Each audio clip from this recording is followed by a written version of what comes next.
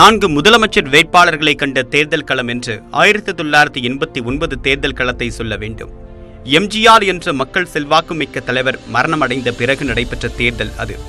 இரட்டை இலை என்கிற மக்கள் செல்வாக்கு பெற்ற சின்னம் முடக்கப்பட்ட பிறகு நடைபெற்ற முதல் தேர்தலும் கூட.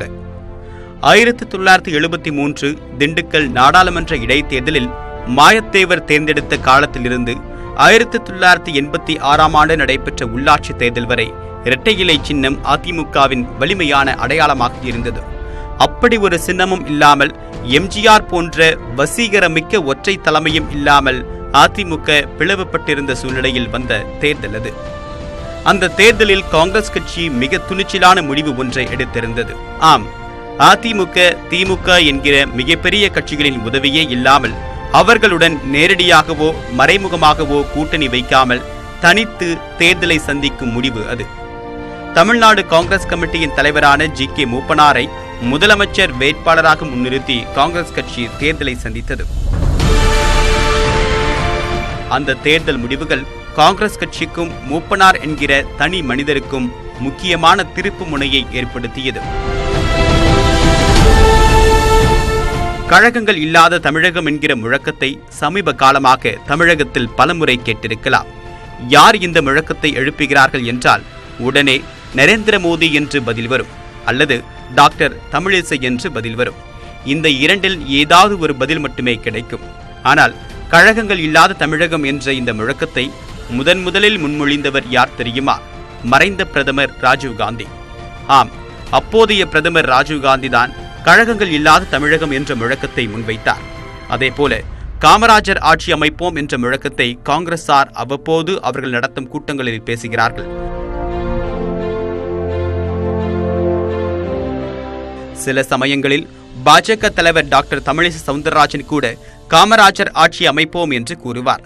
அந்த காமராஜர் ஆட்சி அமைப்போம் என்ற முழக்கத்தை முதலாக முன்வைத்த தேர்தல் களம் 1989 தேர்தல் களம்தான். அந்த தேர்தலுக்கு பிறகுதான் மீண்டும் காமராஜர் ஆட்சி அமைப்போம் என்ற முழக்கம் தொடர்கதையாக தொடர்ந்து வருகிறது.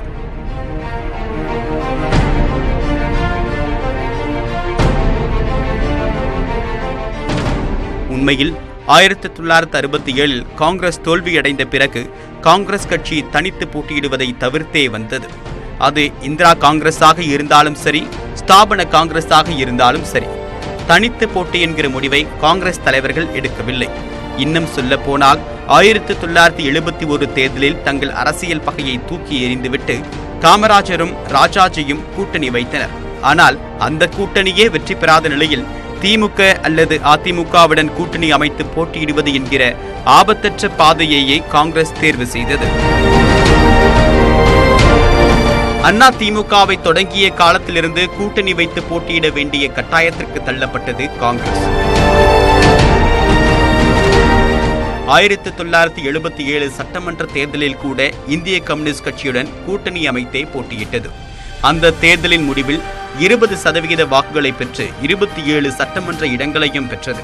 ஆனால் அந்த தேர்தலுக்கு பிறகு திமுக அதிமுக என்று மாறி மாறி கூட்டணி வைத்தே தேர்தல் களம் கண்டது காங்கிரஸ். காங்கிரஸ் கட்சியின் இந்த தொடர்ச்சியை மாற்றும் விதமாக 1989 தேர்தலில் தனித்து களம் கண்டது காங்கிரஸ். துணைக்கு காமராஜர் ஆட்சி என்ற முழக்கத்தையும் முன்வைத்தது. மூப்பனாரை முதலமைச்சர் வேட்பாளராக்கிய ராஜீவ்காந்தி 14 முறை தமிழகத்திற்கு வந்து பிரச்சாரம் செய்தார். அந்த தேர்தலில் காங்கிரஸ் தனித்து நின்றதற்கு சில முக்கிய காரணங்கள் உண்டு. எம்ஜிஆர் இல்லாமல் பிளவுபட்டிருந்த அதிமுக காங்கிரசிற்கு கூடுதல் நம்பிக்கையை ஏற்படுத்தியிருந்தது. அதேபோல 14 ஆண்டுகளாக அதிகாரத்தின் பக்கம் வர முடியாமல் சோர்ந்து கிடக்கும் திமுகவை எளிதில் வீழ்த்திவிட முடியும் என்று கணித்தது காங்கிரஸ். தொடர்ந்து 3 முறை தோல்வி கண்ட திமுக தலைமையில்லாமல் தடுமாறும் அதிமுக என்று 2 கழகங்களையும் எளிதில் வீழ்த்திவிடலாம் என்று காங்கிரஸ் கணக்கு போட்டது. அந்த தேர்தல் களத்தில் காங்கிரஸ் கட்சிக்கு பல்வேறு சவால்களும் இருந்தன. அதிமுக ஜே அணி ஜா அணி என்று பிரிந்து நின்ற போது ஜானகி அணியை ஆதரிக்க வேண்டும் என்ற கோரிக்கையை வைத்தார் காங்கிரஸ் பிரமுகரும் பிரபல நடிகருமான சிவாஜி கணேசன். அவரது கோரிக்கையை நிராகரிக்கப்படவே சிவாஜி காங்கிரசிலிருந்து பிரிந்து தனி கட்சி கண்டு தனது மன்ற உறுப்பினர்களின் துணையுடன் தேர்தலை சந்தித்தார். அந்த தேர்தலில் ஜானகி அணியுடன் கூட்டணி வைத்தது சிவாஜியின் தமிழக முன்னேற்ற முன்னணி. தமிழக காங்கிரஸ் கட்சியில் பிளவு ஏற்பட்டு அந்த அணியினர் இன்னொரு தரப்புடன் கூட்டணி வைத்தது காங்கிரசுக்கான பின்னடைவாகவே பேசப்பட்டது. அத்தோடு மூப்பனாரை முதலமைச்சராக முன்னிறுத்தியதால் அவரின் போட்டி அணியான வாழப்பாடி ராமமூர்த்தி போன்ற காங்கிரஸ் தலைவர்கள் எதிர்வேலை செய்யக்கூடும் என்ற சந்தேகமும் எழுந்திருந்தது. அதோடு மற்றொரு முக்கியமான சவாலும் காங்கிரசுக்கு இருந்தது. அது இன்றைய பாமக நிறுவனரும் அன்றைய வன்னிய சங்க தலைவருமான டாக்டர் ராமதாஸிடமிருந்து வந்த சவால். கல்வி, வேலை வாய்ப்பில் வன்னியர்களுக்கு இடஒதுக்கீடு வழங்காத தேர்தல் கட்சிகளுக்கு வாக்களிக்க வேண்டாம் என்று கேட்டுக் கொண்டிருந்தார் டாக்டர் ராமதாஸ். அது காங்கிரஸை நேரடியாக தாக்கியது. வன்னியர்களின் பிரச்சனையை உணர்ந்து பரிகாரம் தேடக்கூடிய நபர்கள் இருவர்தான். அதில் ஒருவர் பிரதமர் ராஜீவ்காந்தி, மற்றொருவர் அப்போதைய தமிழக ஆளுநர் அலெக்சாண்டர். ஆனால் அவர்கள் வன்னியர்களின் துயரை கண்டு கொள்வதில்லை என்று டாக்டர் ராமதாஸ் கடுமையான குற்றச்சாட்டை முன்வைத்தார்.